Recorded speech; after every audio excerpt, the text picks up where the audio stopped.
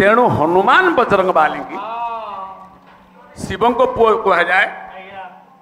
पवन शिवंकर तेज नहीं अंजना गर्भे पकई पवन पुत्र कह जाए। केशरी राजा मानसिक पूर्ण करने तपस्या करते बोली केशरी नंदन कह जाए। किंतु शिवंकर लांज ना पवनर लांज ना माँ अंजनार लांज ना हनुमान लांज हबार कारण कौन? हनुमान किए? हनुमान गोटे मांकड़ नुह कि हनुमान गोटे बानर नुहे। हनुमान सातुटा भारीजा अच्छा। हनुमान सातुटा भारीजा अच्छा ब्रह्मचारी हनुमान बलराम दास दांडी रामायण कहले हनुमान सात नारी से पुणी सिद्ध ब्रह्मचारी।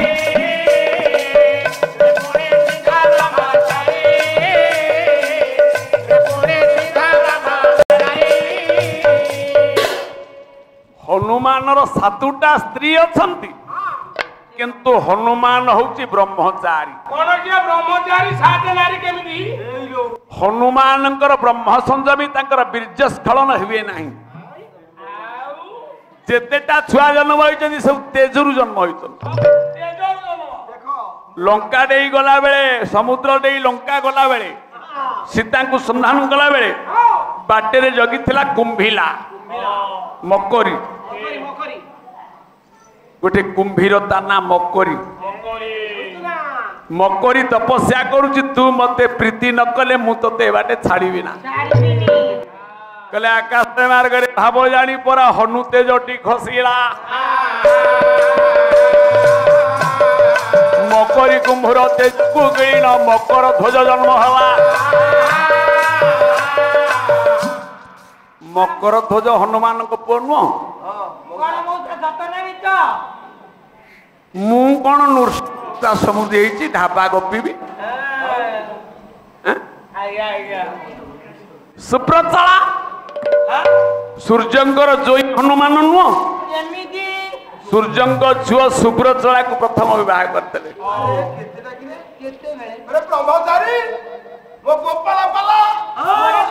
मु कही हनुमान जने व्यक्ति नुहे कि हनुमान जने बानर मांकड़ नुहे कि हनुमान जने मनीष नुहे। हनुमान किए? ठाकुर अभिराम परमहंस कहले गोटे पद हंस को करे हनुमान तेणुटी नाम हनुमान।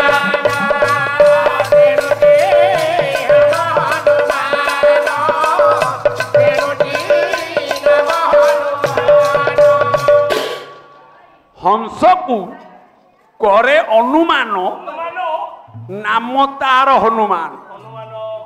हंस किए? ये शरीर मरीगले मशाणी रे पोड़ा जाए। ये शरीर जो हंसाटा अच्छी राम आत्मा राम सनातन ब्रह्म निरूपण हंस हेले आत्मा राम।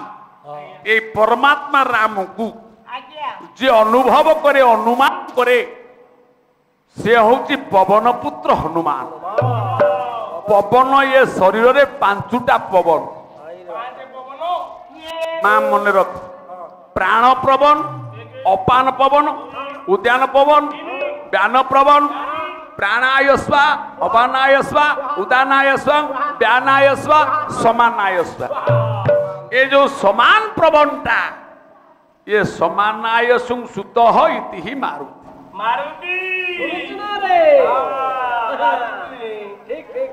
रेच करे संचय रेच करे आय कुंभ करे संचय पुर करे व्यय। ये संचय जति प्राण रे रहिला तार नाम हनुमान।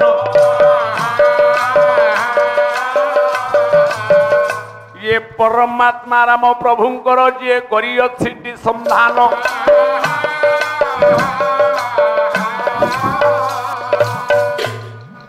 ये शरीर को जदि आम जीवा हनुमान आपण पाखे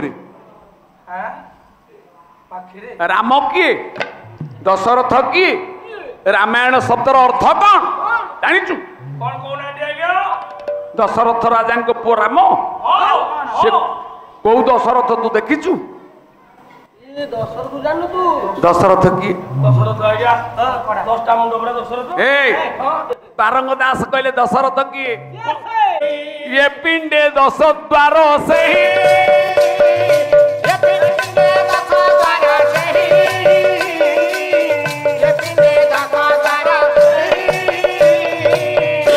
ओडिया परम शास्त्र भागवत ये पिंड ब्रह्मांड एक मत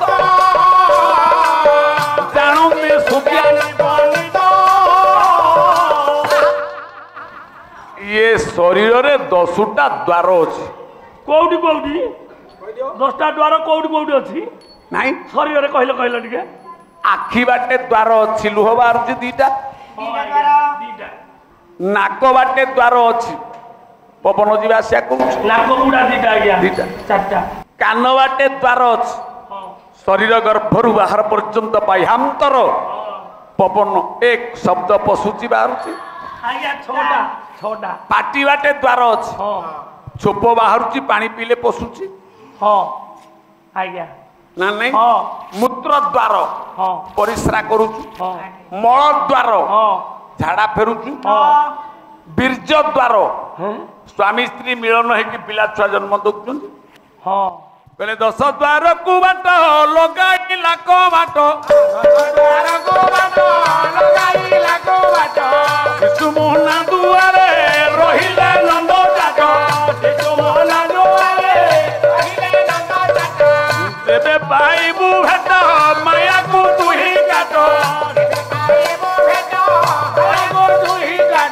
बड़ माया भी जीवन है कहानी बुझिबे 10 द्वार जीवन दर्शन जी जानिनी जे गुड़ाए गप गाए कि गुड़ाए गीत बोली कि जेते नाचिले ताठी माल नहीं माल काई जिनस नहीं से गुरु करिनी गुरु न करी रे अर्जुन हूँ पाई मुसद तत्व बुझिले तुटे भ्रांति भव सागर ये 10 द्वार दशरथंकर 3टा भारी जा ए दशरथंकर 3टा भारी जा जे राम लक्ष्मण भरत शत्रुघ्न को जन्म मौसा से 3 जन किए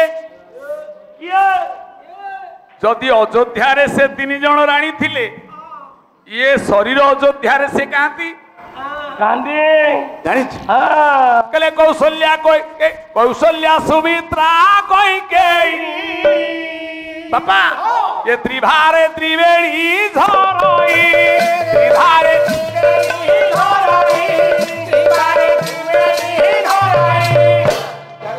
कौशल्या एक कैकेयी 2 सुमित्रा 3 देखिए किया आज्ञा अला बियला शिशुमुना गंगा जमुना सरस्वती ए 3 जन सारथी सुर बाना नहीं तादर अखा काका को जोड़ दउनु आज्ञा नैतिकता शास्त्र शिख आज्ञा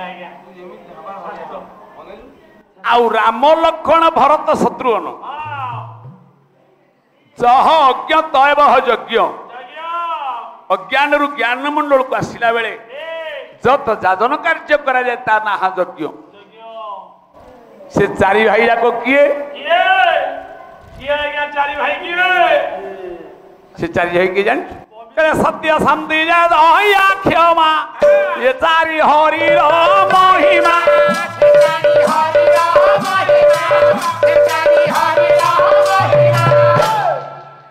5 राति पाला ही गला मो समुदी की मु पचार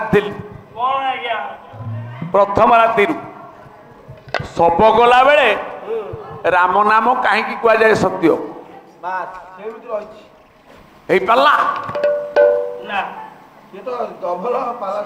ଆଉ ଚଉଦାକ୍ଷରୀ ଗାଇଲେ କୋଉଠୁ ସେ କହିବି ଜାଣିନି କାଲି ସକାଳେ ଗଲାବେଳେ କହିକି ଯିବି ର